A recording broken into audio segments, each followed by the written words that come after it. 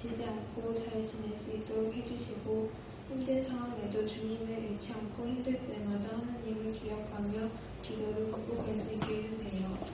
항상 저희를 위해 노력해주시는 목사님과 선생님들을 위해 기도합니다. 요즘 코로나가 다시 유행하고 있습니다. 모두 아프지 않게 해주세요. 하나님만을 바라보며 매일매일 살아갈 수 있도록 해주세요. 예수님 이름으로 기도드립니다. 아멘. 오늘 우리에게 주신 말씀은 여호수아 24장 14절에서 18절 말씀입니다. 여호수아 24장 14절에서 18절 말씀입니다. 다 찾으신 줄 알고 한 절씩 교독하며 읽겠습니다.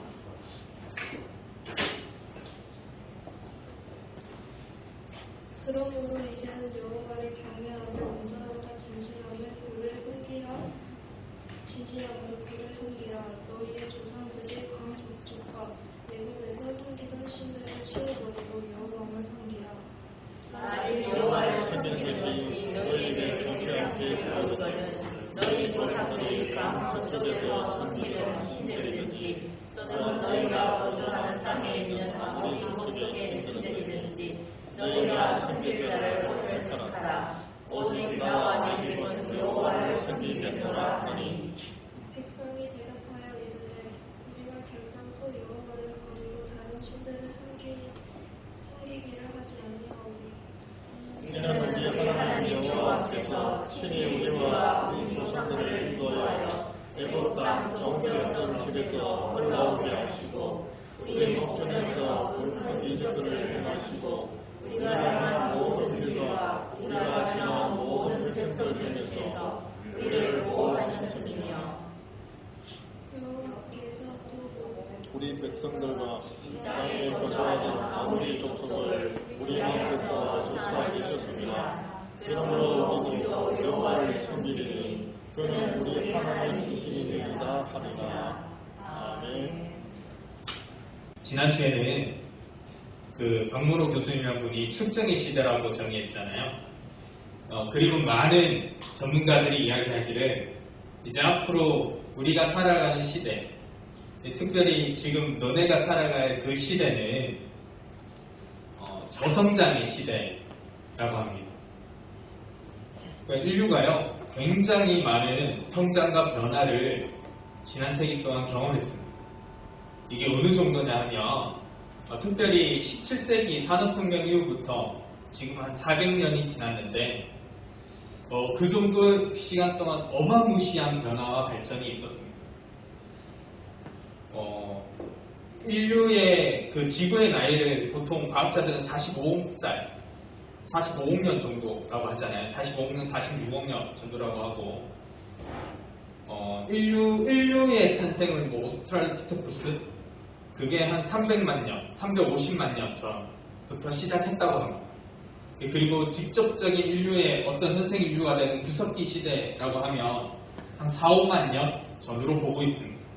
물론 목사님은 신앙을 하는 사람으로서 또 종교상 뭐 이런 신념을 따지고 보면 그런 연대에는 동의하지 않지만 어쨌든 과학적으로는 그렇게 지금 연구 결과들을 발표하고 있어요. 그리고 지난 400년 동안 이루어졌던 변화가 어느 정도냐 하면 그러니까 인류가 350만 년 전부터 이루어왔던 어떤 발전과 변화보다 더 급격하다는 거죠.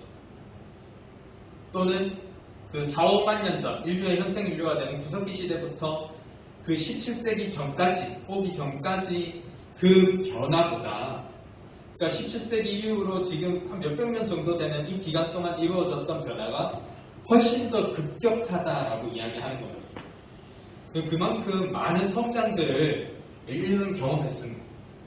그래서 식량도 더 많이 생산할 수 있게 되고요. 옷도 더 많이 생산할 수 있게 되고 그 사회 시간에 나오죠. 재화라는 말 들어봤어요? 그러니까 물건들, 용품들이 그 이전 시대보다는 비교할 수 없을 정도로 엄청나게 풍성해지는 그런 시기가 지금 근래의 시기였습니다. 근데 인류가 많은 것들을 참 많이 누렸어요. 인구도 폭발적으로 성장하고요. 갈 수 있는 지역이나 땅도 많이 늘었죠. 인류만 보지 않고 우리나라만 보더라도 그런 것 같습니다. 그 기간 동안에 많은 것들을 누렸습니다. 근데 이런 것들이 지금 점점 멈춰가면서 이제 저성장이 된다는 거죠. 이게 어떤 의미가 있느냐 하면, 그러니까 우리가 지금 살아가고 앞으로 살아갈 시대는 좀 더 힘들 거예요. 왜냐하면 열심히 성장하고 있던 시대에는 열심히 움직이는 만큼 얻을 수 있는 것들이 있는 시대였었습니다. 세계적인 그 경제에도 보면 사람들이 일하고 기업이 경영하고 그러고 나면 자고 일어나면 성장이 있던 그런 시대였고요. 멀리 가보지 않고 우리나라만 보더라도요. 그리고 뭐 17세기, 18세기 보지 않고 우리나라 60년대부터 70년대, 80년대 이렇게 올라오는 그것만 보더라도요. 뚜렷해. 그 기업들이 장사를 합니다. 그러면 열심히 팔러 다니지 않아도 자고 일어나면 성장이 있던 시대였어요. 정말 꿈 같은 이야기를 하면 그 대학교만 졸업하면 다 취직이 되던 시대였었어요. 그래서 지금 대학교 가가지고 뭐 스펙 쌓고 토익 공부하고 열심히 더 성적 올리려고 이런 노력을 안 했어요. 그 당시에는 어떠냐면 대학 가가지고 대충이라고 하면 너무 대충인가?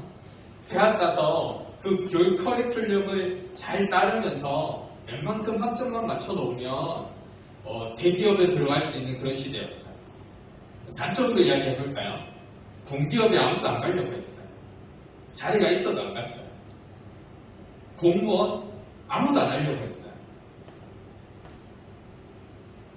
하다가 그러니까 나는 그런 성향이야 막 이렇게 막 열심히 막 이렇게 아니고 그냥 정적인 성향 이런 성향의 사람들이 공무원 많이 가고 그랬어요. 공기업도 안 하려고 그랬어요. 왜냐하면 월급이 작아서 뭐 그런 이유도 있겠지. 그런 시대였었어요. 은행 이자가 10몇 프로 되는 시대였어요. 그것도 복리로 주던 시대였어요. 여러분 그 쌀한풀 이야기 알아요? 조선시대 노비가 주인한테 얘기하잖아요. 나는 그 임금 필요 없다. 하루에 쌀 한 톨씩만 타고 근데 2배씩 불려서 주면 좋겠다. 첫째 날에는 쌀 한 톨, 둘째 날에는 쌀 2톨, 셋째 날에는 쌀 4톨, 8톨, 16톨 이렇게만 좀 쌀 한 주먹도 아니고 한 톨씩 근데 2배씩 올려서 주면 좋겠다 라고 해서 주인이 우와 이건 무슨 너무 좋은데? 라고 해가지고 했는데 그게 수학적으로 계산되잖아요. 이게 지금 복리로 계속 2배씩 올라가다 보니까요. 몇 달만 지나면 몇 천석이 돼 있는 그런 복리의 무서움이 있습니다. 그런 이자를 물론 무한정은 아니지만 이자를 복리로 주던 시대였어요. 그러니까 은행에 돈만 넣어놔도요. 1년 조금 넘으면 원금 이상 불어나던 그런 시대에 가 있었어요.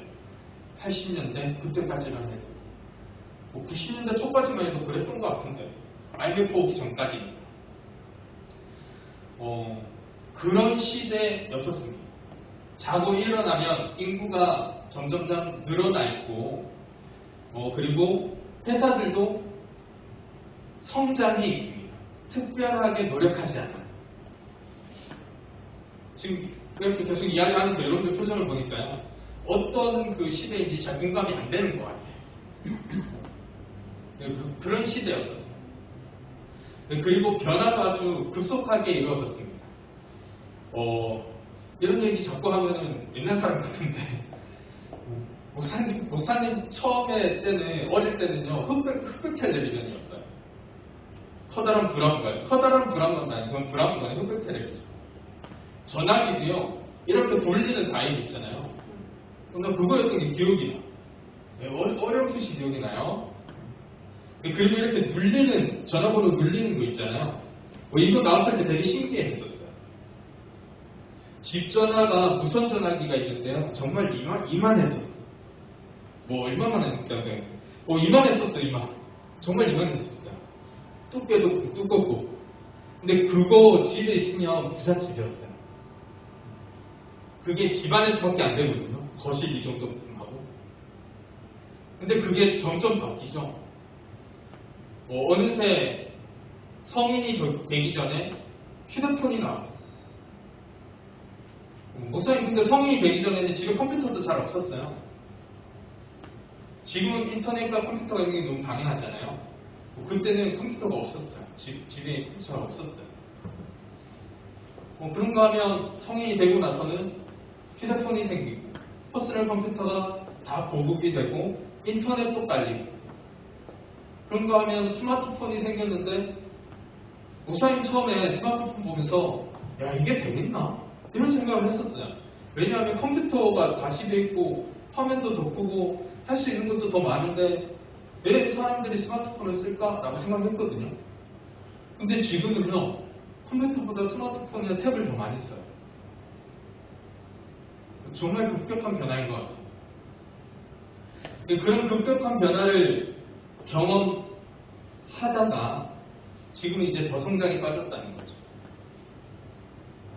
그리고 교회도 똑같습니다. 교회가요, 60년대, 70년대, 80년대, 90년대 들어오면서 엄청난 성장을 이루었어요. 인구가 늘어나니까요. 사람들의 소득도 늘어나니까요. 그리고 생활 반경도 늘어나고 생활 양식도 발전하니까요. 거기에 따라서 교회도 엄청난 성장을 했습니다. 그냥 말 들어보면 이런 거예요. 목사님 목회자니까 목회자들끼리만 그 선배님들이라고 해야 되나? 원로분들 말 들어보면 이런 거예요. 그 시대에는 교회 간판만 걸어놓은 사람들이 모였대요. 그런 시대. 그러니까 그런 시대를 경험했다가 지금은 어떻게 되냐 하면 저성장의 시대라는 거죠. 더 이상 성장이 안 되고 성장이 멈춘 시대. 그리고 앞으로는 점점 더 줄어들 시대. 그런 시대입니다.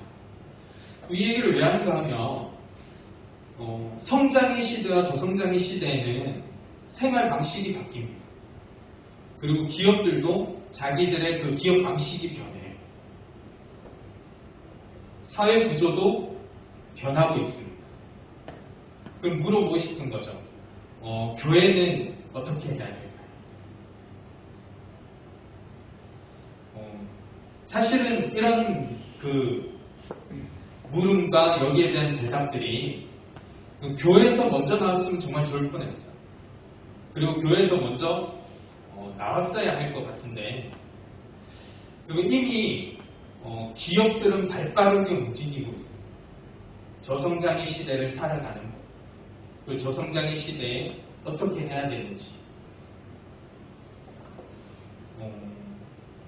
일례로 이런 거죠. 여러분, 저성장, 그 기업이 성장이 점점 안 되고 있는 시대니까요. 기업들이 사람들을 뽑을 때도 점점 기준이 바뀌고 있습니다. 그리고 시대에 따라서 그 기준들을 발전시켜 나가고 있는데, 이런 거 한번 밑으로 한 번만 좀 내려줄래요? 이거 한 번만 내려주세요.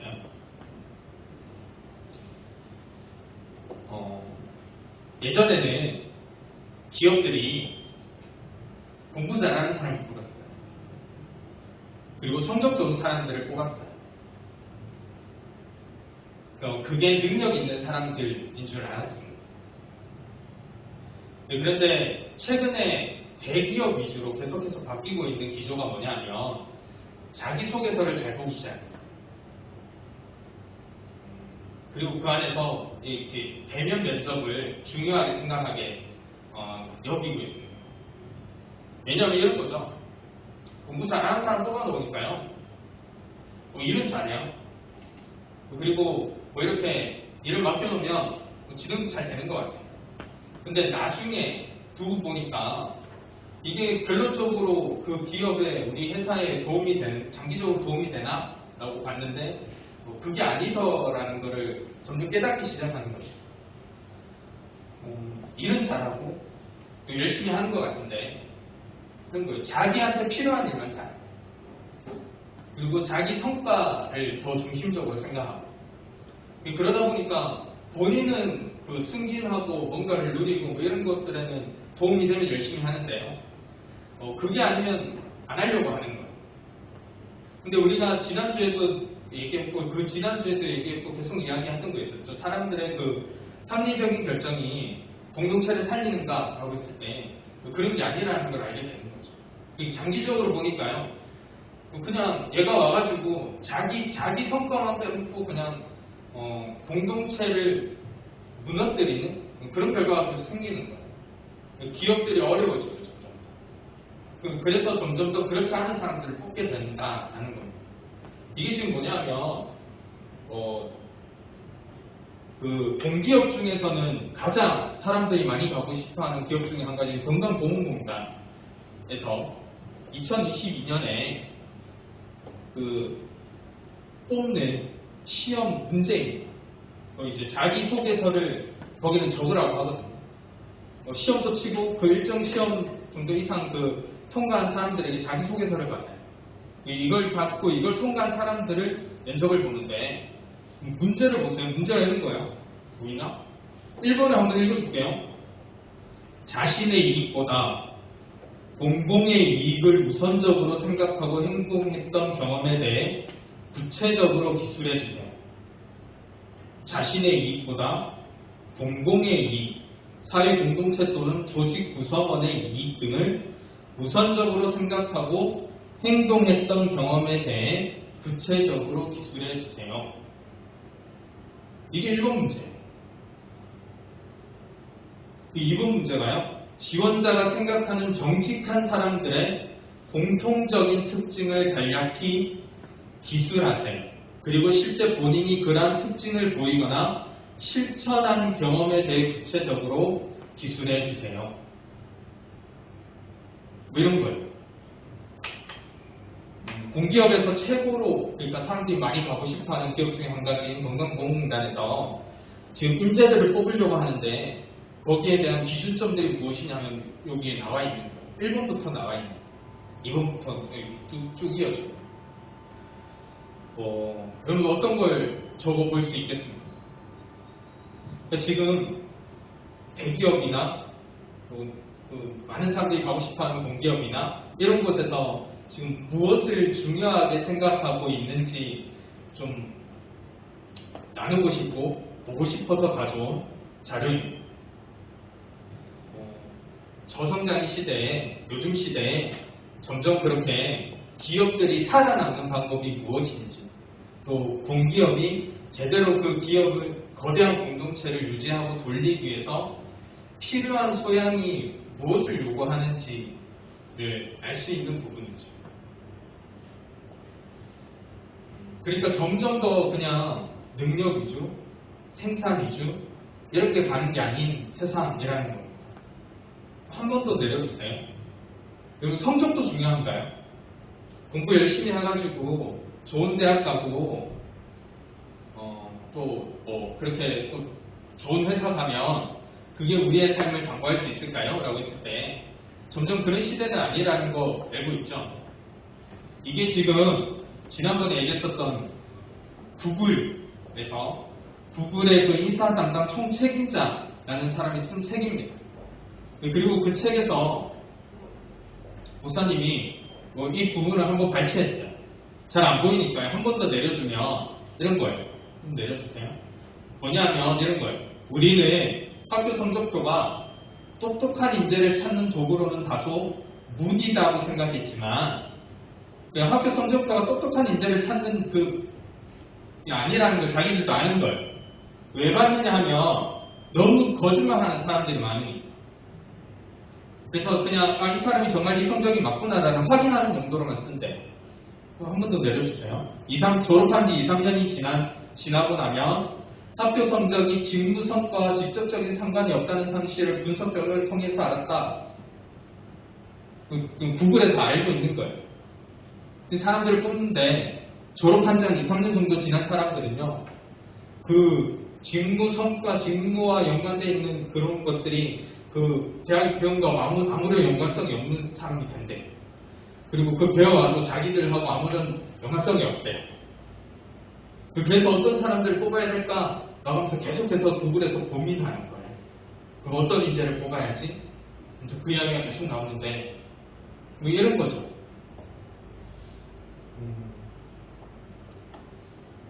그런 시대입니다. 이런 시대에, 그럼 교회는 어떻게 나아가야 될까? 무엇이 중요할까요? 예전에는 사람들이 막 모이다 보니까, 그리고 예배가 필요하다 보니까요, 이런 것 같아요. 열심히 예배하고, 열심히 모이고, 더 많이 기도해야 되고, 그게 교회의 모든 역할이었었어요. 그럴 수밖에 없는 게요, 사람들이 계속해서 모이니까요, 그것만 해도 되는 거예요. 아니, 그리고 그것만 했어야 됐어요. 사람들이 오는데 예배 드릴 공간이 없으니까요, 빨리빨리 예배 공간을 확보했어야 됐어요. 사람들이 모이는데 예배가 없으니까요, 빨리빨리 예배를 뭐 매일 드리든지만 많이 드리든지 했어야 됐었어요. 그런데 지금은 그런 시대는 아니죠. 그러니까 물어볼 수밖에 없는 거죠. 예배를 어떻게 드려야 될까요? 기도를 어떻게 해야 될까요? 우리 신앙과 믿음의 훈련을 어떻게 해야 될까요?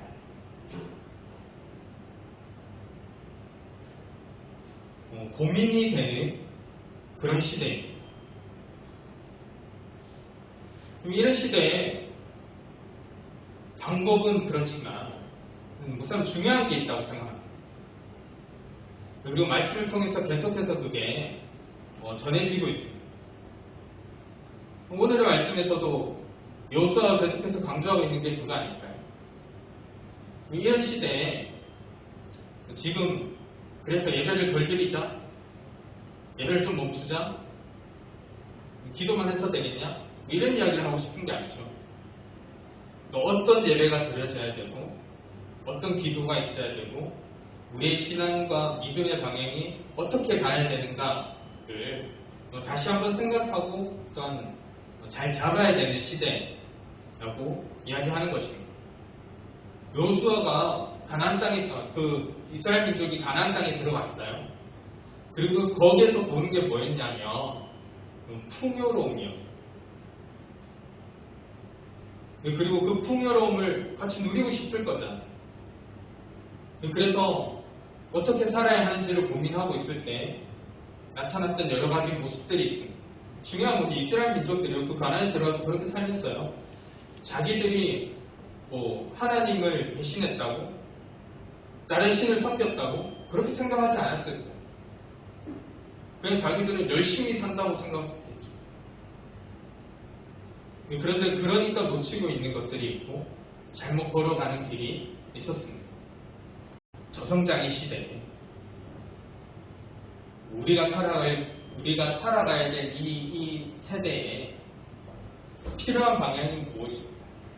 있어야 되는 방향이 무엇일까요? 라고 질문을 던지면서 오늘의 말씀을 여시려고 합니다. 기도드리겠습니다.